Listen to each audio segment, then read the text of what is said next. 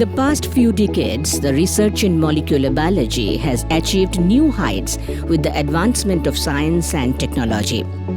Venki Ramakrishnan, commonly known as Venki, is an esteemed Indian-American and British structural biologist who has made significant contributions to this field.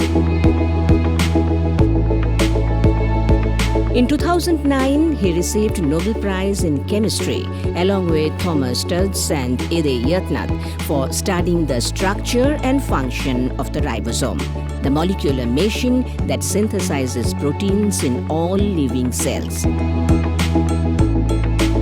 He was born in 1952 in Chidambaram, an ancient temple town in Tamil Nadu. Both of his parents were scientists.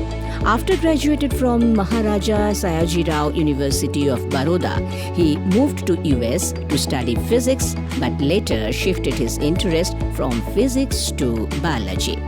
Ramakrishnan was elected a member of the European Molecular Biology Organization in 2002, a Fellow of the Royal Society FRS in 2003, and a member of the US National Academy of Sciences in 2004. Ramakrishnan is also a Foreign Fellow of the National Science Academy of India. In 2010, he received India's second highest civilian honor, the Padma Vibhushan. In 2015, he was elected to a 5-year term as President of the Royal Society, an honor previously held by Sir Isaac Newton, among others. Throughout his career, Ramakrishnan has emphasized the importance of public engagement with science. He strongly believes about the importance of science education and the need to invest in scientific infrastructure. In addition to his illustrious career in science, Venki Ramakrishnan has also distinguished himself as an author. His 2024 release, Why We Die: The New Science of Aging and the Quest for Immortality, ventures into the evolving science of aging, questioning the inevitability of death and exploring the potential for extending human life. Recently, he has attended Kolkata Literary Meet, where he discussed the science and philosophy of immortality, how science shapes literature, and how storytelling can enhance scientific writing. Welcome. Today we have with us Dr. Venki Ramakrishnan, who is a very eminent scientist who works at the MRC Laboratory of Molecular Biology in Cambridge. Dr. Ramakrishnan got the Nobel Prize in Chemistry for his work on ribosomes and unlocking a very basic mystery in the way our body works. And we're going to talk about his trajectory in scientific education and research, and also talk about his current work on research in the science of aging, for which he's written a wonderful book which came out in the last year called Why We Die. And he is here in Kolkata today to talk about both science in general and also about what he's written in this amazing book. Welcome, Dr. Ramakrishnan. I would start by asking you about your career. Starting off, it's very, very interesting way you moved from growing up in India, in Baroda, studying physics. Of course, at that time, at the University of Baroda, physics was taught in a very, very interesting way. I wish you could talk about how you got into sciences in physics and then moved to do a PhD in physics in the US, and then moved on to take up biology as your subject of your life. And it's very important for people who are now listening to you to understand how one can move through a very unconventional PhD and research career, whereas most people in India, go into engineering education nowadays, away from the pure sciences. and to then chart how you moved into this very, very interesting career that led you to the Nobel Prize. Yeah, so I'm afraid it wasn't a lot of intelligent planning on my part. I think I'm not sure I would recommend my career path to anyone, because I could have fallen off the map at one of many different stages. It happened because I graduated from high school, and in those days you had to do a pre-science before you then went on to your career, which could be engineering or medicine and so on. And my parents were academics, and they were not big believers in all these coaching classes for national exams. And I just took the IIT exams on a whim without really preparing for it. In fact, I couldn't have prepared for it because our university was very progressive. It had a completely different curriculum. They taught something called PSSC physics, which was a very modern way of learning physics, but it didn't really prepare you for these IIT exams. And needless to say, I didn't do very well. I didn't get into any of the IITs. I also tried to get into Vellore Medical College and didn't get into that either.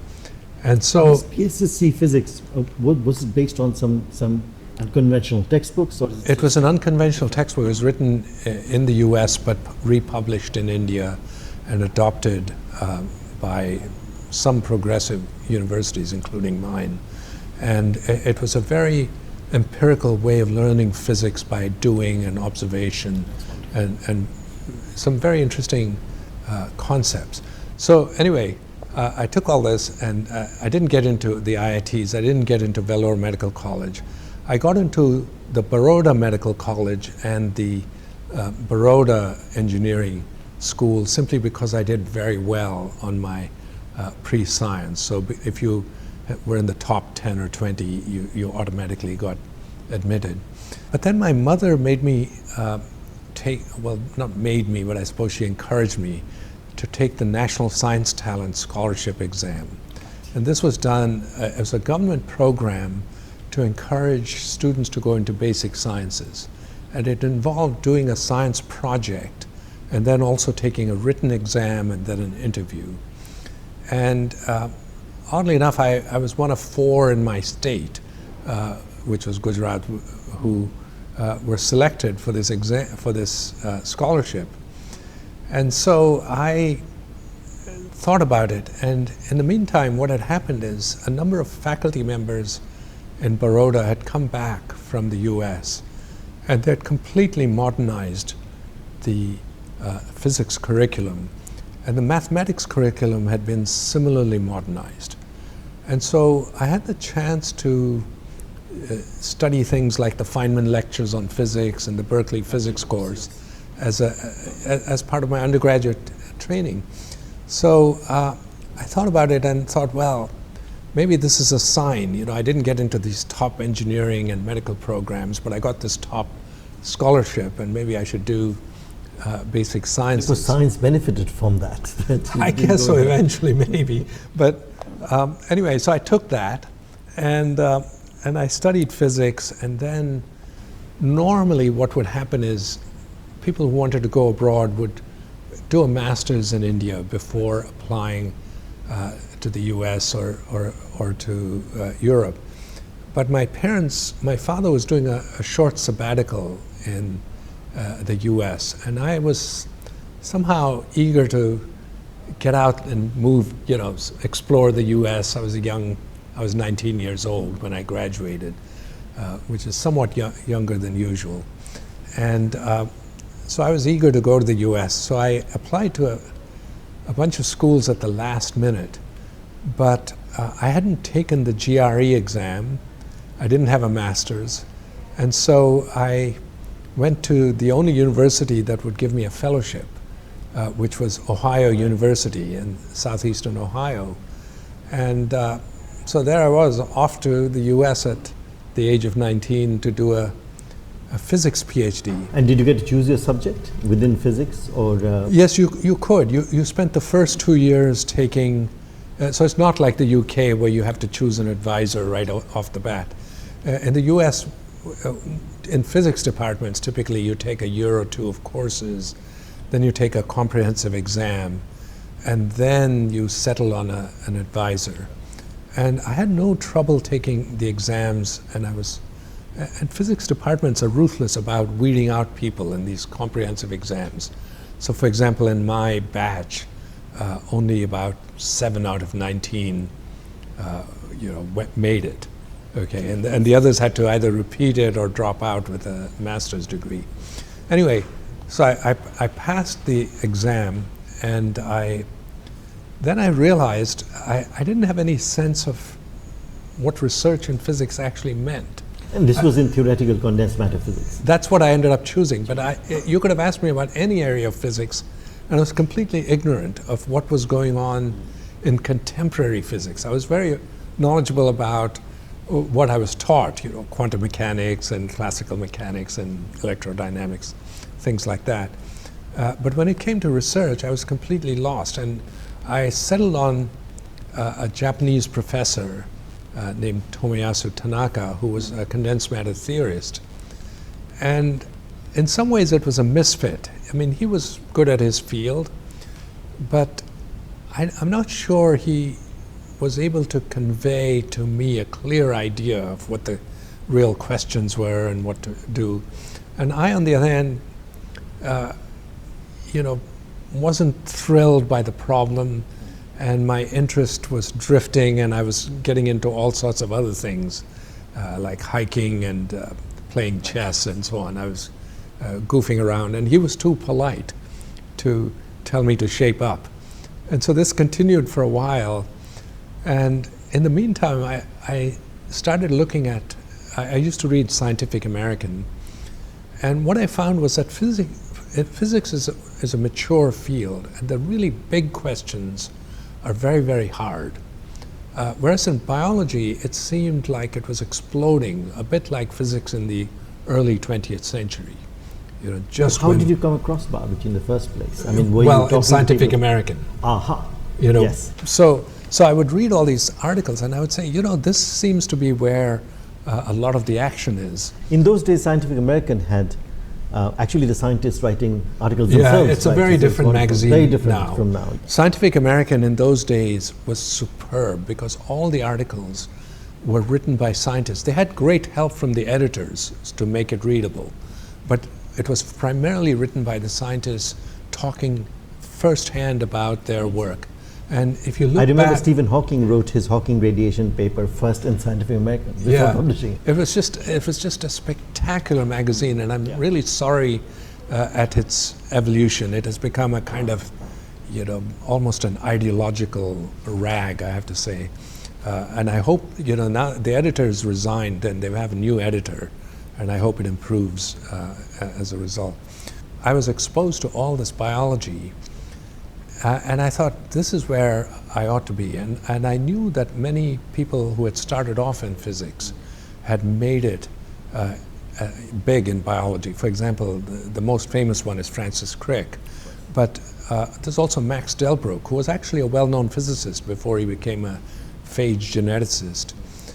And so I thought, well, okay, this is something I should do. And I applied to several graduate programs. And many of them wouldn't admit me because they said, you already have a PhD. But a few did. And so I chose to go to the University of California in San Diego, which had a very broad and large biology program. And arriving there was also interesting because when I went there, I couldn't understand any of the introductory lectures, research talks that these faculty members gave. Undergraduate level, right? So, or even. So I was admitted as a graduate student. So these professors would give little research seminar talks about their work to introduce graduate students to what was going on in the department. And I couldn't understand a thing they said. So I went to my advisor and said, look, I'm afraid I need to go even further back. And so the first year I took all the undergraduate courses I could to come up to speed. And then the second year I started doing some research in biology. You kind of started all over again. You have to. I think when you go to a new field, you have a choice. You can either continue to do what you did, but simply try to apply it to the new field. Then you'll be sort of a niche player. But I thought it would be better to get a broad understanding of biology to ask what were the questions. In other words, I wanted to become a biologist. I didn't want to be a physicist doing a little bit of biology. And then, so that worked out. And in the end, it worked out in the end, but not for a long time. For example, after 2 years of graduate school, I went and did a postdoc at Yale to work on some aspect of the ribosome. And one reason I think I was given that postdoc is they were using a physical technique called neutron scattering. Which you knew as a physicist. Well, which I didn't know, but I could easily pick up with my physics background. But it turned out that neutron scattering was a dead end in terms of its importance in biology. It's always remained a niche technique. But it's interesting how these ingredients come together to carve your path. You couldn't really predict. Sure, but for example, after my postdoc, I applied for 50 or so faculty jobs, and I didn't get a single interview, right? So that's another point when I could have just simply fallen off the map and done. And that's because of your unconventional background. People were looking for people who've done biology for a long time. That's right. Here I was, with a physics degree from a not a major, top-ranked university, and then I had done 2 years of biology but no degree in biology, and then I'd done work on the ribosome using this weird technique that they didn't know about, and so of course it didn't make any sense in terms of fitting into their department. And I also applied to four-year colleges, but they probably saw my long Indian name and they thought, well, we don't even know if this guy can teach, does he speak English well? So I think for all sorts of reasons, I could have What prompted then your move to the UK? I finally managed to get a job at Brookhaven National Lab after an aborted year in Oak Ridge, which was another national lab. But at Brookhaven National Lab, I published enough using neutron scattering and some other techniques to be given tenure. But then I realized that was sort of the end of the line for what I could think of with neutron scattering. And it really wasn't the technique to answer big questions. So I told my tenure committee, they asked me, what will you do if we give you tenure? I said, well, the first thing I'll do is I'll go on sabbatical and learn crystallography. And because that's the way to get atomic resolution structures of large molecules, and that really connects genetics with chemistry and function. And that's where the action is. By the way, that's where Crick came to yes, biology as well, through crystallography. Exactly, and in fact I went to the same institute. Yes. So the institute, which you mentioned, the MRC Lab of Molecular Biology, was started by Max Perutz, who also had a physics background from the Cavendish, and then Crick was his student. And so there were all these connections. And so I ended up writing to Aaron Klug, who was also a physicist turned biologist, who was the director of the lab, and also went on to be the president of the Royal Society. And he could have easily thrown my application into the waste paper basket because I was a complete nobody at the time. But I had crystallized a protein that he was interested in. And I told him, look, I want to come there and learn how to solve it. And so I want to spend a year there learning crystallography. And he sponsored me for a Guggenheim Fellowship. And that's how I got to Cambridge on sabbatical. So I learned crystallography that year. It was very successful. Came back, and I actually had 2 Nature papers from just that 1 year sabbatical, using data we had collected at Brookhaven. So I came back, and then something about the MRC struck me, which is it was a place where they never bothered with trivial incremental stuff, but it was always directed towards some long-term goal, which was an important problem in their area. they could do that because the place was funded by the MRC and had relatively stable funding. So what I did is when I came back, I was a little unhappy, and DOE, which ran the national labs, also started being more interested in highly applied, large programmatic work rather than this bottom-up basic science that is more typical of university labs and is typical of the MRC. So I was looking around. There were no jobs at the MRC lab at the time. So I went to the University of Utah, which had a superb group of academics, including somebody who went on to win the Nobel Prize a few years later, many National Academy members and so on, and particularly strong in my field of RNA and structural biology. And I also liked the environment. I like hiking in the outdoors, and so it was a beautiful place. So I went there, and but then my sabbatical year at the MRC had made me ask, what is a big question in my field? And the big question in my field was, if you want to understand how genetic information is translated to make proteins, it's done via this enormous complex molecular complex called the ribosome. And the ribosome had been discovered in the late 50s, but nobody knew what it looked like because it was too large, and so people had not solved its structure. And so my experience in crystallography and my year at the MRC made me think, actually, with the current methods that are available with these powerful sources of X-rays called synchrotrons and modern computing and so on, it ought to be possible to solve the ribosome. Well, that's fantastic. I mean, just for the sake of the audience, I mean, of course, a lot of people know that the DNA actually encodes a lot of the information about the body, about our biological system, but then it is transferred to what is known as the RNA, which is responsible for protein synthesis in our bodies. But now the missing link between the RNA and the synthesis process is this very, very enigmatic system called the ribosome, and so you cracked it.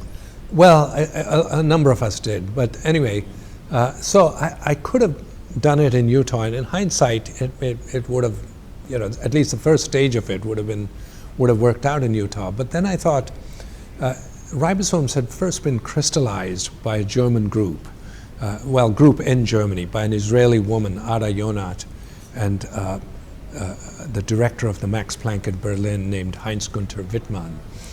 And Ada Yonat had been working on the problem for a long time, and it seemed to us that she was stalled, and there'd been no progress for quite a while. And I've written about this in a previous book called Gene Machine. The first book was about your work on the ribosome. It was sort of a very frank, gossipy memoir of this race for the great anecdotes for the structure of the ribosome. So anyway, a number of us, after listening to Yonat speak at a couple of meetings, we thought, well, maybe this field could use other participants and some fresh ideas and so on. And I had my own ideas based on the fact that you can tune synchrotrons to any wavelength of X-rays, and that allows you to use a particular technique in crystallography. And so based on that, I thought maybe it's time to crack the ribosome, but I didn't know for sure whether it would work and how long it would take to work. And one problem with universities is they're dependent on grant funding. And grants are typically 3 to 5 years. And Yonat had been working for 15 years by this time. And so I thought, well, maybe I should write to the MRC lab where I'd done a sabbatical and find out if they would be interested in supporting this project, because it's the sort of thing they would like, a big fundamental question in biology. And I wrote to Richard Henderson, who was the director of the lab, and suggested this idea, and he asked me to stop by. I was going to a meeting, oddly enough, in Sweden, and I stopped by in Cambridge on my way there. And we discussed a lot of the ideas, how I would go about it, what the competition was like, and so on. It was a very intellectual discussion. He never discussed how much space he would give me, equipment, salary. None of that was discussed. It was a very odd sort of interview, if you like.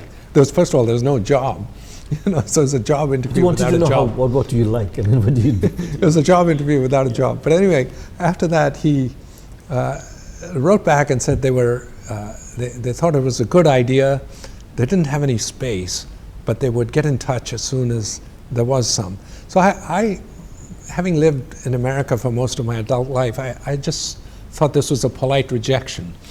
But actually, a couple of months later, he said, well, the space actually has materialized now. So yes, we're ready to hire you. So what do you think?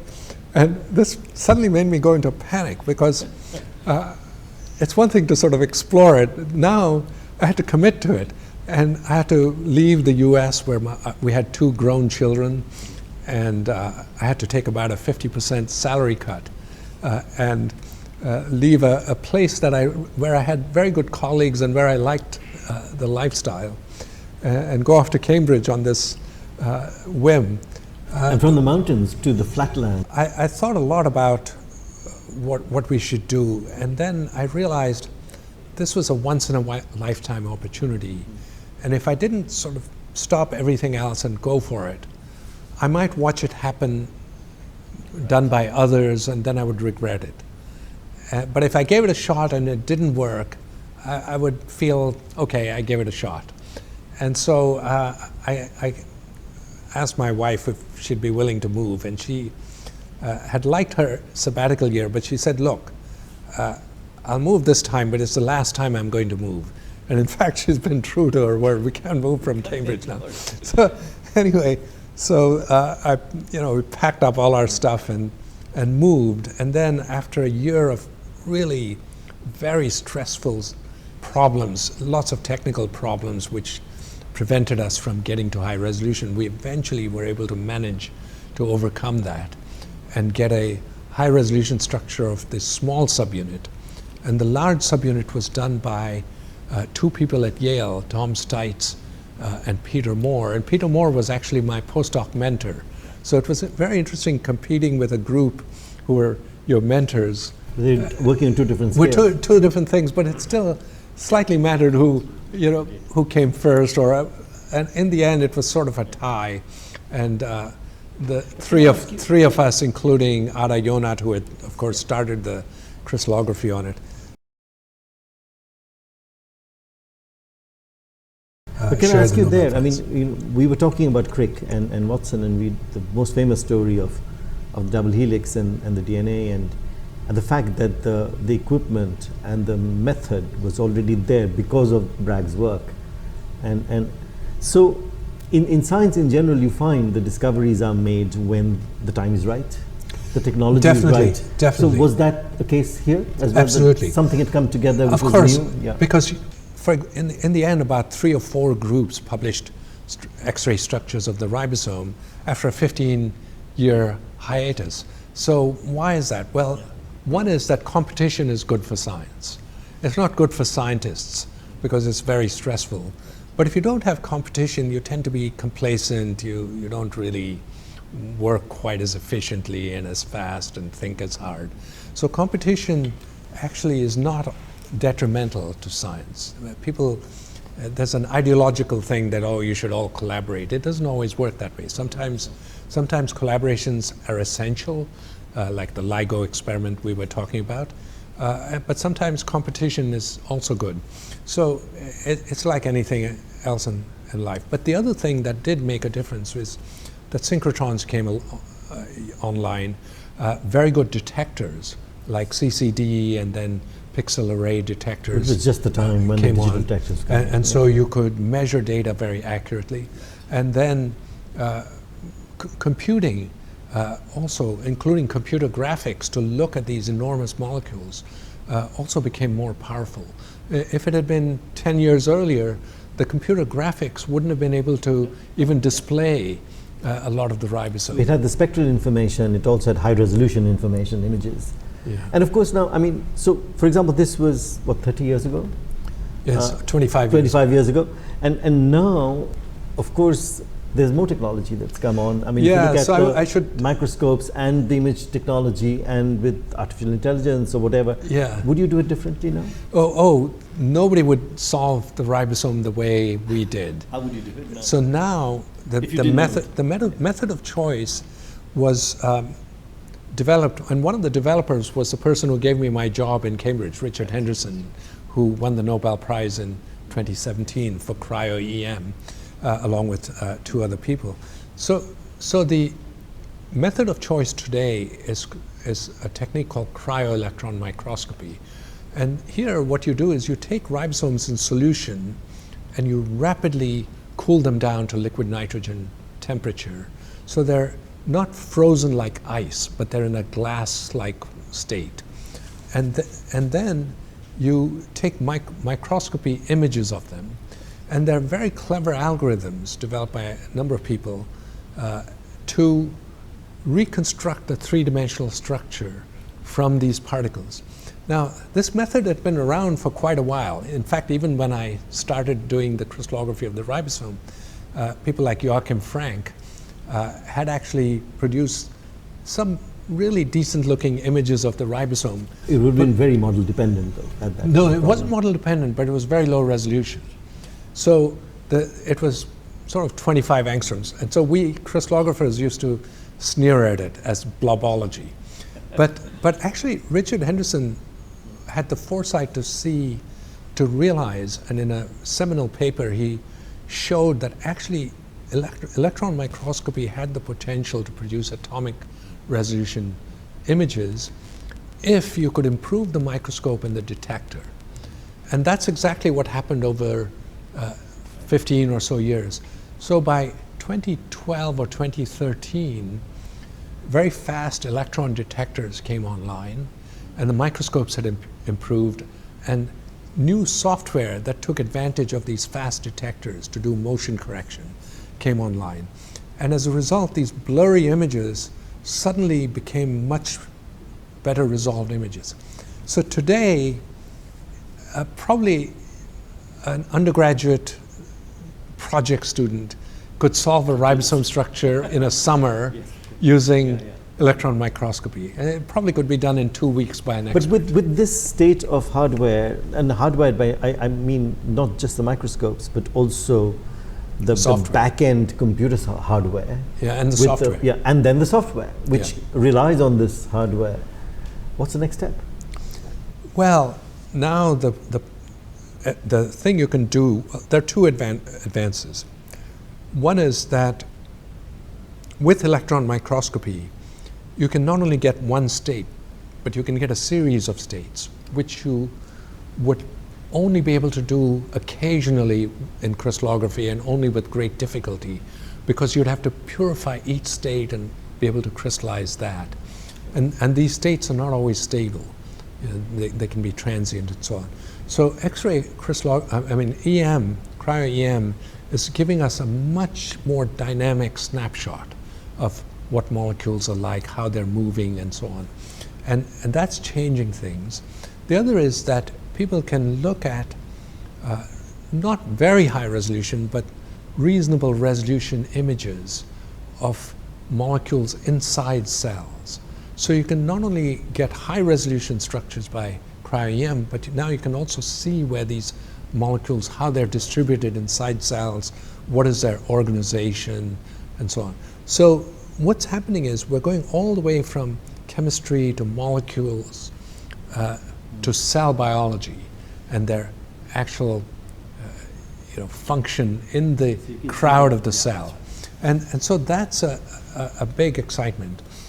The other is there are computational methods now to calculate structures of molecules. And this is because it's been known for a long time that the information on how a protein folds up into a 3-dimensional structure is actually present in the sequence. So a protein is made, it's a particular sequence of amino acids. That sequence is dictated by the information in our genes. So the order of the DNA letters is what dictates the order of amino acids, and that in turn, the chemistry of it makes it fold up into a unique structure. What people had trouble doing is predicting that structure from the sequence.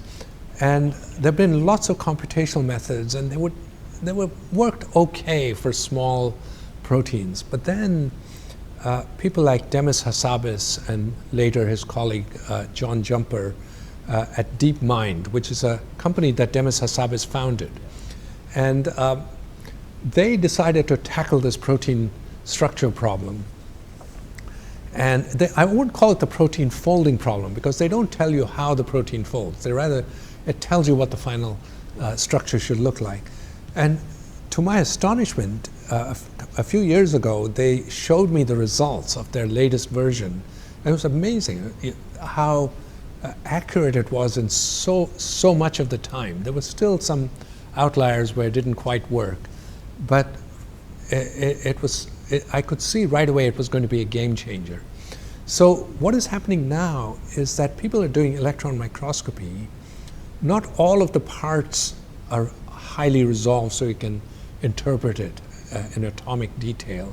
But even if it's low resolution, you can take an AlphaFold model. AlphaFold is the name of this structure prediction program, and fit it into the density and see that it actually makes sense. And so it's revolutionized structural biology. The other thing is that cell biologists and biochemists now who are looking at new proteins can make an AlphaFold prediction, see if it makes sense, and then test it. They can test the structure, they can do mutations, they can see how it might work, and then test it experimentally. So again, it's been a big game changer, and it's why, of course, that Hassabis and John Jumper shared the Nobel Prize, along with David Baker, who did the flip side of it, which is he said, if I want a certain structure, what is the sequence I need to make that structure? That's called protein design. And that also has huge applications. So this year, of course, as our audience members know, that there were elements of AI and machine learning that dominated the Nobel Prizes, both in chemistry, as Dr. Ramakrishnan just said, but also in physics, where elements of AI came in. There are quite a few Indian origin Nobel winners now who have got their Nobel Prizes working outside India. You have economists, you have scientists. Yeah, not so many in the what I would call the natural sciences. Not so many in the natural sciences. Yeah. However, the last natural science Nobel Prize that was given for work in India was the 1930s, right? I mean, C.V. Raman. But then Indian science has produced amazing results, mostly in the theoretical sciences, and many in experimental sciences, and we see very visibly a very large number of Indian origin scientists all over the world doing very well. What do you think would it take for Indian science to produce Nobel winners working within India? And why is it not happening? I think, even in the West, there are lots of Indians who are doing extremely well, but there are, as you say, very, very few who've, forget about the Nobel, but let's say received major awards, who are considered clear leaders in their field, because the prize is somewhat arbitrary. But I think, well, one person in India who's received a major award is Ashok Sen, who won the Breakthrough Prize for work done in India.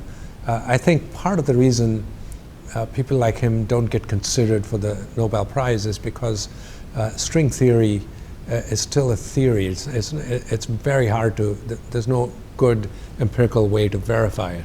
Pre-independence, you mentioned one Nobel Prize, which is C.V. Raman, but there were other physicists of similar stature. For example, Meghnad Saha or S.N. Bose. Or you could say S.N. Bose was maybe a one-trick pony, but Saha did a number of things, and also J.C. Bose was really a polymath who did a number of different things. So there were lots of people in that caliber. The question is, are there Indian scientists who are world leaders in their field? Forget the Nobel Prize. Are they people who are world leaders in their field? And it's not clear that there are many. There might be a few, but by and large, many of them do what I would call really good work, but not world-leading work. And I don't know what the problem is. I think it could be also a problem of mentorship and institutional tradition. For example, why does the MRC lab of molecular biology produce so many Nobel Prizes? And I think part of it, there are two reasons. One is when you go there, you're expected to not work on a pedestrian problem. You're expected to try and tackle something important. And you're encouraged. And you're encouraged to do that. The other is that when you do that sort of problem, you have a number of difficulties. One is, are you picking a problem that's premature and it's not actually solvable at the current time and you're going to waste your time? So that's one problem. The other is, let's say you choose a problem and obviously things are not going to work right away. The question is, should you keep going or should you give up? Or should you keep going but change your approach to a completely different method or a different attack? These are not things that you can always figure out on your own.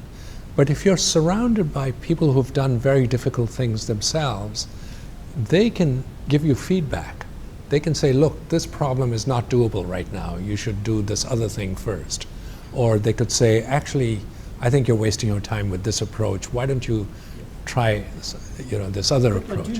So that sort of mentorship is why often very good science is concentrated in a few places. If you go to Britain or the US, it's not everywhere that you have really top-level science. A lot of first-rate Indian institutions would be fine. They'd be, fine in many parts of the US.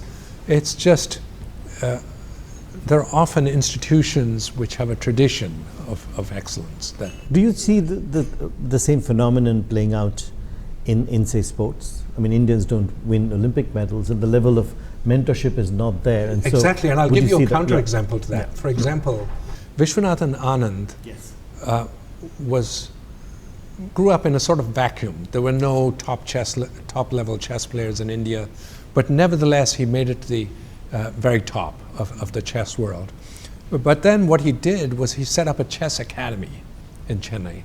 And the result of that is today there are a large number of grandmasters who are Indian, including the current world champion, right? So that's a clear example of where top-level mentorship and training can be helpful. So are you aware of the new education policy that now the Indian government is adopting, which opens up education to interdisciplinarity, makes things a lot flexible, and to bring in research into universities, which was one of the major problems of Indian research. Yeah. Do you see that helping? Yeah, I think interdisciplinarity is a big buzzword, and people think of me as an interdisciplinary scientist, but actually I don't think of myself that way. I think of myself as somebody who wandered from one field to another and then simply used the tools that were best for the process. For example, Tom Stites started life as a chemist and